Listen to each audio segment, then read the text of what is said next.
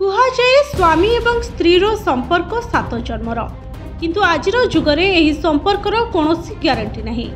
विवाहर बंधन केते दिन तिष्ठिब कहिबा काठिकर पाठ। वर्तमान समय रे बाहाघर ठारू अधिक छाड़पत्र खबर सामना आसुछि। सरल भाषा कहले छाड़पत्र एबे ट्रेंड रे चलीछि। एहारे भितरे एमिति अनेक मामला सामना को आसीछि जहाको जानिले लोम टांकुरी उठिबो। केउठी स्वामी को मारी स्त्री ड्रम रे भर्ती कलानी तो आउ केउठी विवाहर मात्र 15 दिन भितर ही स्वामी को रास्तारू हटाइबा पाई स्त्री सुपारी किलर को टंका देलानी। ए सबु खबर देखि अविवाहितଙ୍କ मनरू मध्य विवाह करिवार इच्छा मरी मरी जाउछि। तेबे सबु भितरे उत्तर प्रदेश रु एमिति एक खबर आसुछि जहा सोशल मीडिया रे चांचल्य सृष्टि करिछि कहले किछि भूल हेबो नाही।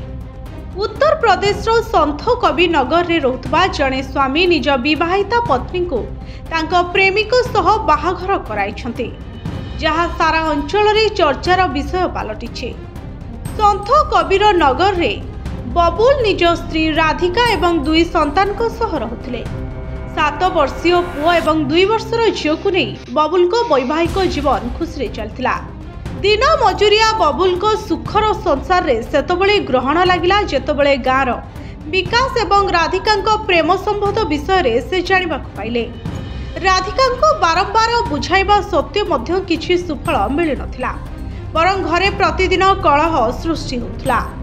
अशांतिरु मुक्ति पाइबा पाई एवं स्त्रीर खुशी को सम्मान दे बबुल एभली निष्पत्ति नैथिले। निजे बाहाघरर आयोजन कले, मंत्र पाठ करबा पाई पंडितों को निर्मंत्रण कले। समस्तों उपस्थिति रे विवाह संपन्न हैला। स्वामी आगरे प्रेमिकर हाथ धरिला स्त्री। विदाय हैला बेले राधिका को स्वामी बबुल कहले 2 पिला को मु संभाली नेबी, तुमे नुआ स्वामी सह खुशी रे रुह। एही कथा सुनी राधिका भो भो होई कांदी पकाइथिले जार वीडियो वर्तमान सोशल मीडिया रे वायरल होछि। Bureau report HTV Odia.